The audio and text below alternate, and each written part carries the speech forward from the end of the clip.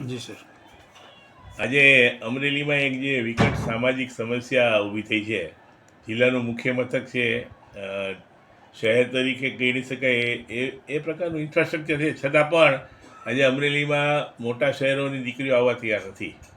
થોડા વર્ષો પહેલાં આ પરિસ્થિતિ અમરેલીના ગામડાઓની હતી, અને ગામડામાં સુખી ખેડૂત પરિવાર હોય તો પણ એને આ દીકરા માટે પરણાવવા અઘરા હતા. એટલે ઘણા બધા ખેડૂત પરિવારોના એક બે ભાઈઓ અમરેલીમાં આવે, દુકાન રાખે, ભાડે રાખે, અથવા તો ખરીદે અને એમાં નાનો મોટો ધંધો શરૂ કરે.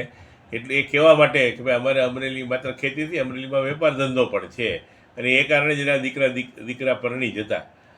હવે આ પરિસ્થિતિ અમરેલી સુધી પહોંચી છે, અને હું માનું ત્યાં સુધી આ સમસ્યા માત્ર અમરેલી પૂરતી મર્યાદિત કદાચ નથી. જે અમરેલી જેવડા સેન્ટરો છે, અમરેલીની સાઇઝના કદાચ મોટા તાલુકાઓ કેટલાક છે, ત્યાં પણ મોટા શહેરોની દીકરીઓ આવવા તૈયાર નથી. મોટા શહેરમાં નાનકડા 2 BHKના ફ્લેટમાં રહેતા હોય, પણ અહીંયા મોટું ડેલી બંધ મકાન હોય, એના 20 ફ્લેટ સમાઈ જાય એવું, તો પણ સુખી પરિવાર હોય, પણ તો પણ એને મોટા શહેરો છોડીને આવવું પસંદ નથી. હવે મોટા શહેરોનું જે આકર્ષણ હોય એ તો નવી જનરેશનને ખ્યાલ નથી, પણ આ એક ખરેખર એક વિકટ સામાજિક સમસ્યા છે, અને એને કારણે ઘણા બધા પરિવારોને એના દીકરાઓ પરણાવવા અઘરા પડે છે. મારી પાસે આજે એક કિસ્સો આવેલો.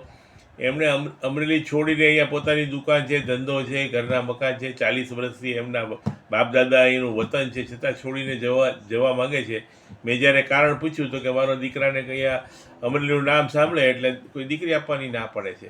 આ ઘણી બધી જ્ઞાતિઓમાં ઇસ્યુ છે. અમુક પર્ટિક્યુલરલી મારી જ્ઞાતિમાં છે, વણિકોમાં છે, સોની પરિવારોમાં છે. તો આ એક સોશિયલ ઇસ્યુ છે, એટલે મેં એને ઉજાગર કર્યો છે મારી ટ્વીટમાં.